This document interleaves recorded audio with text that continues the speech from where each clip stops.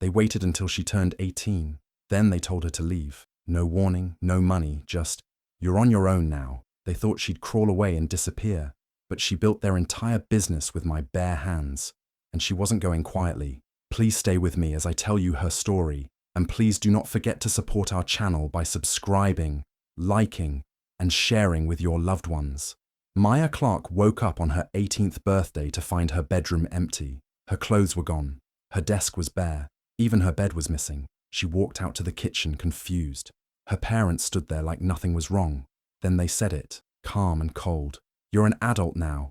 Time to face the real world. Pack your things." But there were no things to pack. They had already taken everything. Maya had spent the last 4 years helping them build Clark Naturals, their skincare company. She designed labels, handled shipments, even wrote all the product descriptions on their website. She thought they were a family, a team. She thought maybe, one day, they'd hand her a piece of the company she helped grow. Instead, they kicked her out like a stranger. With nowhere to go and no one to call, Maya wandered the streets of Mississauga. That night, she found herself behind the Clark Naturals warehouse. She curled up on a cold bench, pulled her hoodie tight, and stared at the building she helped create.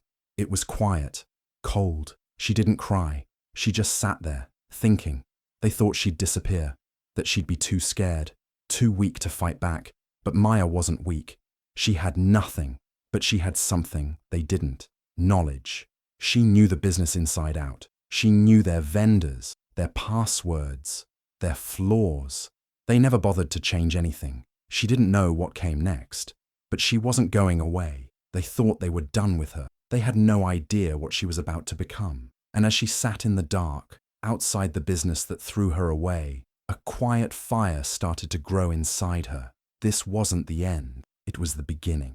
Maya arrived at a community housing center in downtown Toronto with nothing but a small backpack and the clothes she wore. The staff were kind but firm. No family, no ID, no job. They'd seen it all before. Still, they gave her a warm bed, a meal ticket, and a list of local places hiring for entry-level work. She stared at the paper, overwhelmed. She had no diploma, no resume, and no real experience outside of working for her parents. Work she could never officially prove. Days passed in a blur. She ate simple meals, shared a room with 2 other girls, and searched for any kind of work. Then, after nearly a week, she found a janitorial job at a medium-sized cosmetics lab in Etobicoke. It wasn't glamorous. Her duties included scrubbing floors, wiping down counters, and taking out heavy bags of lab waste. The pay was barely enough for bus fare and basic food. But the job came with one thing she didn't expect: peace. The quiet hum of machines, the clean smells, the steady rhythm of tasks. It calmed her. More importantly, Maya paid attention. She noticed how the lab worked. She saw how raw ingredients were measured, how formulas were tested, how each batch had to pass a quality check before being bottled and labeled. She had never seen this side of the skincare business. Her parents' brand had always been about packaging and marketing. But this was about science, safety, real knowledge. After a few weeks, she caught the eye of Helena, the lab manager. Helena was sharp, focused, and didn't waste words. She saw Maya watching the lab techs, copying terms from labels into a small notebook during her lunch breaks. One afternoon, Helena asked her, "You planning to just clean, or are you trying to learn something?" Maya hesitated, then said, "Both." Helena didn't smile, but she nodded. "Good. Then stop watching like a thief. Ask questions." From that day on, Helena began explaining things in small pieces: how emulsions worked, why pH levels mattered, how preservatives were balanced to protect skin. Maya soaked it all in. She asked smart questions, took careful notes, and stayed late whenever possible. Sometimes, Helena let her sit in on early morning mixing sessions, as long as she kept out of the way. Maya wasn't just surviving anymore. She was building something, slowly, quietly. She didn't tell anyone her story, not yet. But every day in that lab, she felt stronger. She was learning what real skincare looked like, and when the time came, she'd be ready to use it. This was ground zero, but it was also her start. Maya had been working at the lab for a couple of months when something clicked in her mind. Her parents had never changed their passwords. She used to manage Clark Naturals' online accounts when she lived with them, handling their emails, vendor orders, and product listings. Curious, she went to the public library and logged into one of the computers. Her fingers moved quickly, almost from muscle memory. She typed in her mother's login info. It worked. She was in. What started as curiosity turned into something more focused. Maya began checking their vendor accounts, reading through their invoices, and quietly downloading documents onto a USB stick. Every order, every shipment delay, every missed payment, it was all still there, and nobody had noticed she was watching. She saw emails from suppliers complaining about late payments, internal schedules showing backlogged orders, and conversations with consultants about a new product line. Then she found something interesting. Her parents were planning to expand Clark Naturals into wellness teas and herbal oils. Maya stared at the screen. This was not their area. Skincare had always been their brand. Simple creams, soaps, and oils with a clean, natural look. But teas and ingestible oils, that required knowledge, testing, and food safety certifications. She knew they didn't have that. She knew they'd probably rush it like they always did, cutting corners, skipping proper research, just chasing trends. Still, Maya didn't act. Not yet. She went back to the library day after day, sometimes before her shift at the lab, sometimes after. She was careful, never staying logged in too long, never downloading too much at once. She wasn't there to take them down. Not yet. She was just watching, learning, waiting. Maya didn't tell anyone what she was doing. Not Helena, not the girls at the shelter, no one. This part of her life was private, quiet, strategic. She kept notes on everything: supplier names, shipment dates, pricing lists. She started to build a picture in her mind of Clark Naturals' weaknesses. The cracks were small now, but she could see them growing. They thought she was gone, but she was right behind them, seeing every move they made. And when the time was right, she'd be ready. Maya had spent months cleaning floors and watching lab techs, but she hadn't wasted a single day. She filled notebooks with formulas, ingredient notes, testing methods, and ideas. With every shift, she learned more. Helena noticed. One evening, after hours, Helena handed Maya a spare lab coat and said, "Come on, let's see what you've got." From that moment, Maya wasn't just an observer, she was a creator. Under Helena's quiet guidance, she started experimenting with simple formulations. Nothing fancy, just clean, balanced products that worked. She focused on ingredients that were gentle, proven, and safe. No trends, no gimmicks. It was everything Clark Naturals wasn't. Maya didn't want flashy packaging or wild promises. She wanted honesty, products that people could trust. And slowly, a vision formed, a brand that focused on purity, performance, and transparency. She called it Nova Apothecary. Nova meaning new, because this was her new beginning. With Helena's encouragement, Maya pitched her idea to a women-led business incubator based in Waterloo. She stood nervously in front of 3 investors, explaining her plan. She spoke about her time in the lab, her experience growing up in the skincare business, and her belief that people were tired of fake promises and wanted products backed by science. They listened, they asked questions, and then they said yes. The incubator offered enough funding for a small first batch, not a fortune, but enough to rent lab space for a few weekends, order ingredients, and produce her first real products: a gentle face cleanser, a calming serum, and a basic moisturizer. She started small. 2 local pharmacies in Oakville agreed to try her products on consignment. Then a small organic grocery store in Guelph took interest. She printed her own labels using a borrowed printer, packed orders by hand, and delivered them herself by bus. There were no billboards, no big launch party, just word of mouth, honest reviews, and results. Customers noticed. Pharmacists started recommending her products to people with sensitive skin. One grocer said, "Your stuff is actually good, not just pretty bottles." Maya kept going. Every batch improved, every sale built trust, and with every step forward, Clark Naturals faded further from her thoughts. She wasn't chasing them anymore. She was building something real, something of her own. Nova had begun. Maya didn't want revenge through noise or drama. She wanted something slower, smarter, something they wouldn't even see coming. Now that Nova was off the ground and gaining small attention, she had time to act. She still had full access to Clark Naturals' supplier records. Thanks to the passwords they never bothered to change, she knew which raw ingredients they relied on, which vendors they trusted, and how tight their production timelines always were. She started contacting those suppliers, but not as herself. She created a new email, posed as a buyer for a growing natural brand, and asked for quotes on the same ingredients Clark Naturals used. She negotiated better rates, offered faster payments, and bought up small but critical batches of oils, emulsifiers, and extracts. She never bought everything, just enough to delay their next round of production without making it obvious. Slowly, the cracks began to show. Clark Naturals started pushing back launch dates and delaying restocks. Their website quietly changed timelines, and customer complaints started to appear online about sold-out items and long delivery time. Maya kept her distance. She never mentioned Clark Naturals publicly. She let their silence speak for itself. Then she took one more quiet step. During her earlier research, she had seen documents, forms that hadn't been updated, permits that had expired. Clark Naturals had always been sloppy with detail. Now, Maya used that knowledge. She filed a detailed, anonymous complaint with Health Canada. She listed expired product licenses, mislabeled jars, and missing ingredient disclosures. Everything she submitted was real, and everything she knew would trigger an inspection. Weeks later, she read a short local article online. Skincare brand, Clark Naturals flagged for compliance review.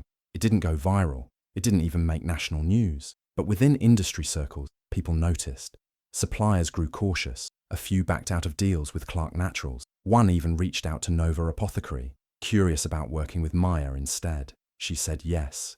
Quietly, Maya never smiled about what she was doing. It wasn't joy she felt, it was control. After being thrown away without a second thought, she had taken back power in the most precise way possible. Not with noise, with silence, with patience.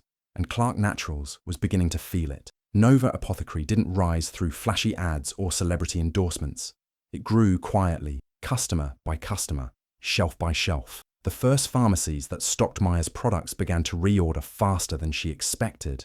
Clients told friends. Pharmacists recommended Nova to patients with sensitive skin. A few dermatologists in Ontario took notice and started using Nova products in their own clinics.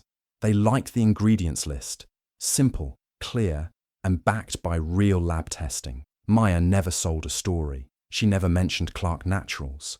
When asked about her background, she simply said, "I've been in the industry for a while." She didn't need drama. Her products did the talking. Word spread through quiet circles among women-led pharmacies, small-town grocers, skincare professionals. They all said the same thing. Nova was the real deal. No fake promises, no over-designed packaging. Just clean, honest products that worked.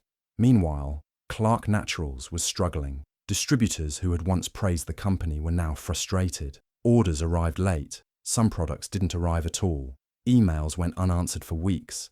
Clark Naturals' customer support line, once handled by Maya herself, was now just a voicemail box. The charm was gone. The reliability had vanished. A few distributors quietly started pulling out of Clark contracts. Some reached out to Nova instead. Maya accepted every opportunity with grace, never once speaking of the company she left behind. There was no need. The gap between the two brands was widening all on its own. Then came the trade shows. In Hamilton, Nova was offered a free booth after a local pharmacist recommended Maya to the event organizers. 2 months later, a similar invitation came from a Green Beauty Expo in Kingston. Her booth wasn't the biggest, but it was busy. People stopped to ask about her formulations. She handed out samples and answered every question with quiet confidence. She noticed Clark Naturals wasn't listed among the exhibitors, not even as a guest. It was a quiet win, but a powerful one. By now, Maya had steady repeat orders, her products on shelves in 4 cities, and invitations to events she used to only dream about. She didn't gloat. She didn't even tell Helena what was happening behind the scenes. She just kept working, one batch at a time, one order at a time. No revenge post, no big reveal, just the quiet power of being better and letting the world figure it out on its own. Clark Naturals had been teasing their new herbal tea line for months. Their social media pages promised calming blends, detox infusions, and natural energy boosters. But behind the scenes, Maya knew the truth. Her parents didn't understand food-grade safety rules. They were rushing production, cutting corners, and using untested suppliers. To them, teas were just another trend to cash in on. The products launched in early fall. Within days, complaints started rolling in. People reported stomach pain, nausea, allergic reactions.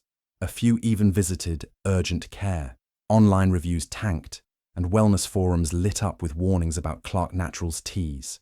Then it happened. A local news station aired a short segment. Popular wellness brand under fire after unsafe launch. The story showed customers holding half-empty tea tins. Medical records in hand. Health Canada had issued a recall. Inspectors found contamination in at least 2 of the blends. One expert on the show warned, "These should never have hit the shelves. They were not ready." At the end of the segment, a brief contrast appeared. Nova Apothecary, the reporter said, had been gaining attention as a safer, more transparent alternative in the wellness space. A pharmacy owner in Guelph praised Maya's products, noting their clear labeling and third-party testing. It wasn't a big spotlight, but it was enough. Maya saw the clip late at night on her phone. She didn't smile. She just felt a quiet shift, like something falling into place. The calls started the next morning. 2 more pharmacies reached out asking for samples. A boutique grocery store in Burlington wanted to place a small order. A natural health newsletter requested an interview. Maya didn't rush. She answered each message carefully. No drama, no talk of Clark Naturals. Just focus, steady growth, and trust. Meanwhile, her parents were drowning in damage control, refunds, apologies, legal warnings. Distributors began walking away. Their tea line was dead. Their reputation was bruised. And Nova was just beginning to rise. Not because Maya chased the spotlight, but because she never needed it. The truth always shows, if you give it time. The buyers' conference in Toronto was loud, packed, and full of fast-moving people in suits and name badges. Maya was there representing Nova Apothecary, now stable enough to handle mid-sized contracts. She had a small booth tucked near the back. Nothing flashy, just samples, clean signage, and honest conversation. A few curious vendors stopped by, impressed by her product quality and quiet professionalism. She was pouring a sample of her cleanser into a small dish when she felt someone staring. She looked up and froze. Her father was standing 10 feet away, scanning booths. He didn't recognize her at first. Why would he? Her hair was different, her posture more sure. Her name tag read, Nova Apothecary, instead of Clark Naturals. Then his eyes locked on hers. It hit him. His face tightened. He marched over, his voice low but sharp. "What do you think you're doing?" Maya didn't flinch. She looked him in the eye and answered, calm and clear, "Building something. Something you said I couldn't do without you." That stunned him. For a moment, he had nothing to say. Then he muttered something under his breath and stormed off, pushing past a vendor as he left the row of booths. People nearby had seen the exchange. They asked her later if that was really the Clark Naturals guy. She didn't confirm or deny. She just went back to work. But word moved fast in small circles. Whispers spread. Clark Naturals was falling apart. Missed shipments. Bad tea recall. And now, the daughter they cut off was here, running a clean, well-reviewed company, getting offers they used to take for granted. By the end of the day, 2 buyers who had once worked with Clark Naturals gave Maya their business cards. One of them said quietly, "We're watching you," in a good way. Maya packed up her booth that night without saying much. She rode the train home alone, the city lights blurring past the window. She wasn't angry. She wasn't even proud. She was steady, clear. She didn't need to shout. Her father had seen her, really seen her, and now, so had everyone else. The collapse didn't happen all at once. It was slow, like a building with cracks no one noticed. Until it was too late. A former accountant at Clark Naturals, someone Maya remembered from her teenage years, leaked internal documents to a local business reporter. The story exposed months of unpaid invoices, tax issues, and poor financial management. The article didn't go viral, but it hit the right people: investors, distributors, and regulators. Soon after, their Mississauga warehouse was inspected by health and safety officers. What they found confirmed what Maya already knew: outdated permits, unsanitary storage, and mislabeled products. The warehouse was shut down. A notice went up on the door. Staff were told not to come back. One by one, contracts were cancelled. The company's last major retail client, a mid-sized pharmacy chain, pulled out without warning. Clark Naturals' website was still up, but the online store no longer accepted orders. Their social media pages went quiet. No new posts, no responses to angry customer comments. Maya watched it all from a distance. She didn't gloat, she didn't celebrate, but she noticed. She was in the middle of preparing a restock for Nova Apothecary when her phone buzzed with a voicemail notification. It was from a number she hadn't saved, but she knew who it was the moment she pressed play. Her mother's voice was shaky, tired, almost unrecognizable. "Maya, I don't know if you'll listen to this, but we didn't know you'd take it this far. We didn't think you'd—" The message cut off. No apology, no explanation, just fear and regret tangled in a few words. Maya stared at her phone for a long time. Then she deleted the voicemail and went back to labeling product jars. She hadn't taken it too far. She had simply done what they never expected her to do. Stand on her own, build something real and survive without them. Clark Naturals was gone, not because she destroyed it, but because it had always been hollow. She had only peeled back the surface. Now, with nothing left of that old world, Maya stood quietly in the one she had built for herself, and this time, no one could take it away. The auction was quiet. No crowd, no press, just the leftover pieces of a company that once pushed Maya out without a second thought. Clark Naturals was officially bankrupt, and their assets were being sold off: furniture, equipment, office chairs. Maya walked through the old space without saying much. She recognized everything: the same reception desk she used to clean, the shelves she once stocked as a teenager. She placed a few modest bids, nothing flashy: a lab table, a filing cabinet, some chairs. She didn't want them for memory's sake, she wanted them for use. Back in Kitchener, her new lab was almost ready. Nova Apothecary had grown beyond just products. It had become a place for learning. Maya had quietly started an apprenticeship program for young women who had no family, no support, just like she once did. She trained them, paid them fairly, and taught them every part of the business, from formulation to labeling. The furniture from Clark Naturals fit in perfectly, not because it was nice, but because it had history, and now it had a new purpose. One evening, while checking inventory on her laptop, Maya saw a notification, a LinkedIn request. Her mother. No message, just the request. Maya stared at it for a few seconds, then she closed the tab and moved on. That night, she locked up the lab and stepped outside into the cold. Snow had just started falling. As she walked, she passed an old Clark Naturals sign, still hanging on a closed storefront. The letters were faded, the windows were empty. She paused just for a second and looked at it. Then she smiled, just a little, and kept walking forward. Do you think Maya did the right thing by staying silent and building her own success? Or should she have confronted her parents face to face before it all collapsed? Let me know what you think in the comments. I'd love to hear your thoughts. And if you enjoy stories like this, don't forget to subscribe and hit the notification bell so you never miss an update.